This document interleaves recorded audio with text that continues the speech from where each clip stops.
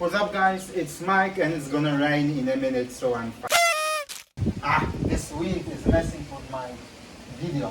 What's up guys, it's Mike, I am a software engineer, algorithmic forex trader, and right now we're gonna have a swimming pool lesson. But to be serious, today we are going to rethink the entire object of the trade, because I think in MetaTrader 4, MetaTrader 5, CTrader and many platforms out there, they just get it wrong, or they just don't want you to have all the information to be a profitable trader.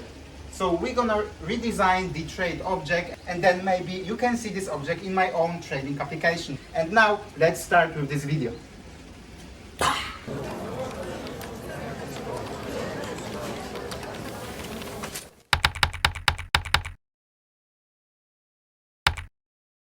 Okay, as you can see by the weather, it's gonna rain in Thailand in just few minutes, I think. So let's make it quick. So we have the trade object, right?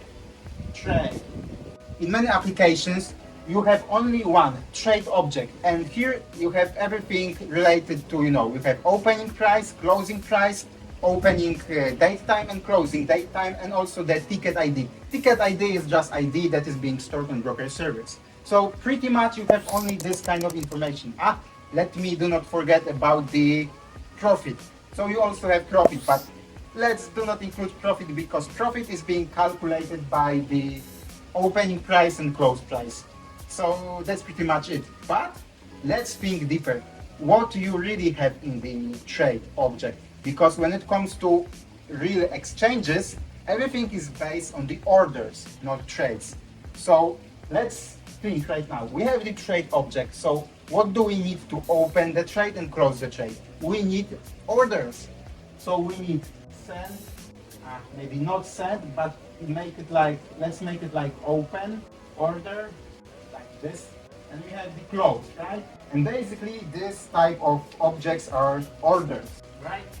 But what happens when our order is rejected? So let's say we have algorithmic trading system strategy that is opening and closing the trades, and it's trying to open the trade for us. But we got the rejection, and then the trade is being opened. So what happens with all those rejections? In MetaTrader 4, let's say, for example, you just get, this kind of information is being lost. But we want all the information.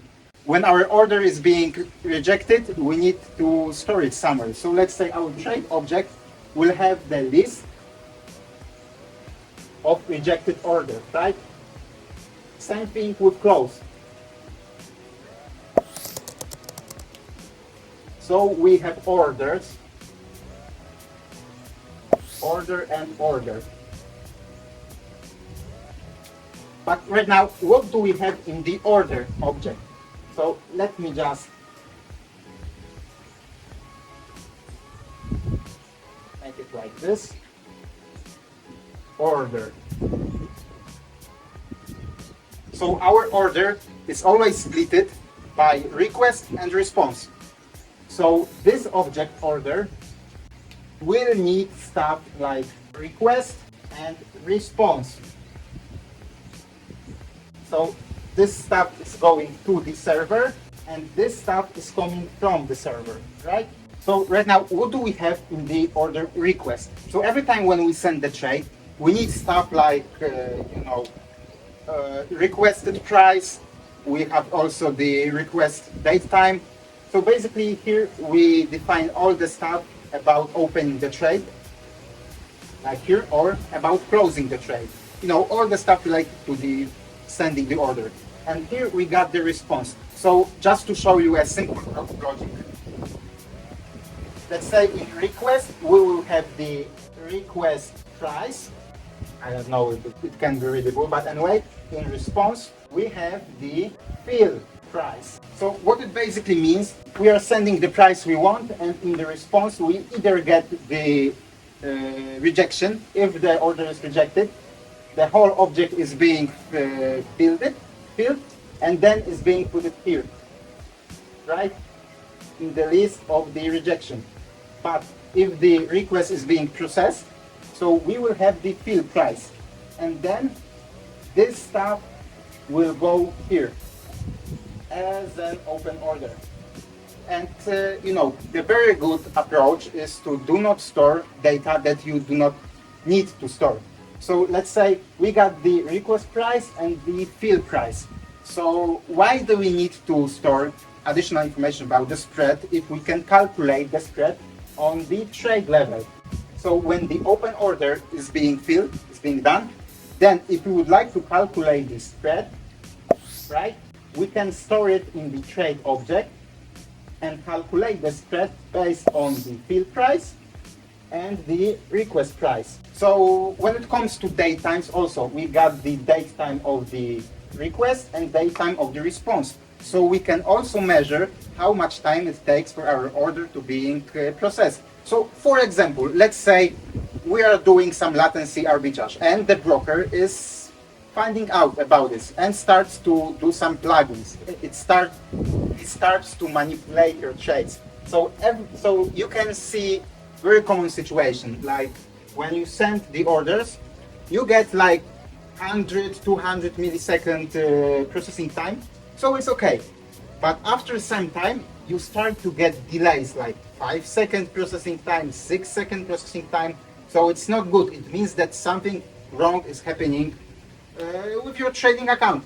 So anyway, if we store the request price, the request time and the response time every single time, then we're able to measure if the trades are going smoothly, correct, like they should be, or if they are being manipulated by the broker.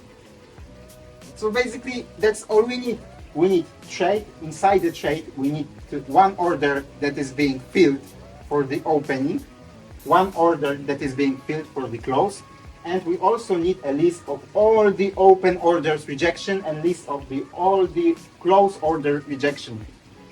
And inside the orders, you get split request, response, and you got the request price, the response price, stuff like this. And if you need like to get the latency, to measure the orders or stuff like this, you do all the calculation here in the trade object.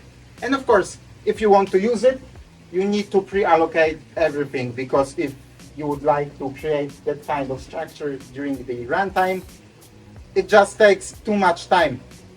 So remember, first pre-allocate everything on your system. And that's pretty much it. We managed to do the live tutorial of opening the trade before the rain started. So if you're here with me, thank you for watching this video. If you like this content, if you like content related to algorithmic trading, forex trading, design patterns, low latency programming, please feel free to join our Discord community. Link should be somewhere down below. And also hit the like button, hit the subscribe button, subscribe to my channel, because if I see the number of subscribers is growing, it means for me that it's worth to do more content for you. And right now it's starting to rain, so I'm going inside. See you next.